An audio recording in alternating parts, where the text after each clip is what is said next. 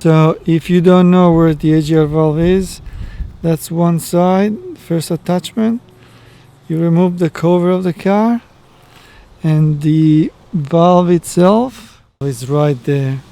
So what you do basically, you remove the engine cover and there's 4 bolts here, 2 to the other hand and 1 in the middle, and that's pop out. So obviously I put 12 millimeters, 12, 14, and I pop all this out. Okay, so I just removed, basically you got 2 bolts there, 2 see on the side and 4 here. Look how much gunk is a gunk going in the intake, and this is the EGR valve. Yeah, the amount of gunk in here. Let's see if I get some light.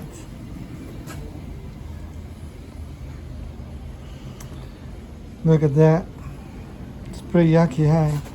So at the moment I just remove this part from this part of the EGR. That's the valve. You can see inside the valve. I think I'm gonna remove those screws as well.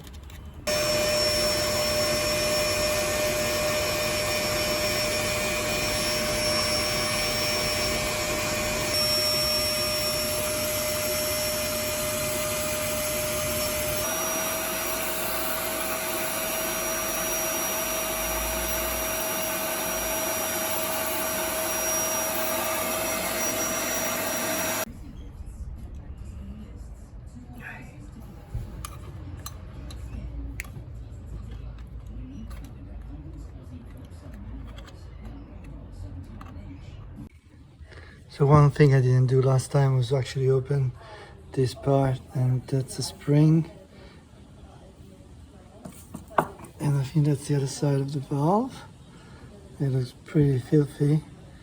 To be completely honest, I don't know how to open the old way, but I guess I'm gonna just spray it out and see how it goes. So looking the inside, this wasn't too bad. I just cleaned a bit, now I left a bit of a throttle body carbon cleaner in. This wasn't too bad. This one, the thing is, like, it looks like when we sand it. See, there's a bit of rust. Maybe that was causing the problem now. Or well, I just have to change the seal.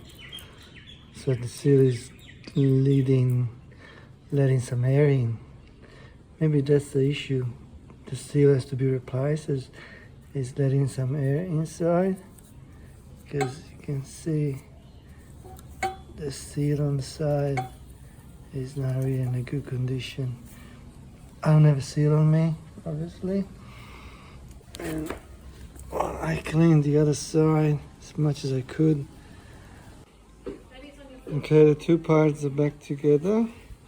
3 parts, 1 middle and 2, and then I'm pushing back in there. So is everything back together? Just have to plug the sensor back in and I put the engine lid. Thanks for watching. Hope the video was helpful.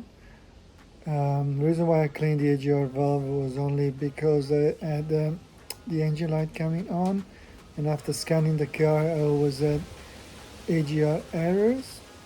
So that's the only reason why I cleaned the EGR. I was actually thinking of swapping with the new one. I still having the engine light coming on and off, not always. Overall, it took me roughly an hour, so it's pretty easy. Everybody can do it. I don't know, it's that helpful. I can't really tell if there's any change in the way I drive the car. I believe I don't feel any change. Yeah, that's about it. Thanks again for watching. If you feel like, subscribe. Thank you.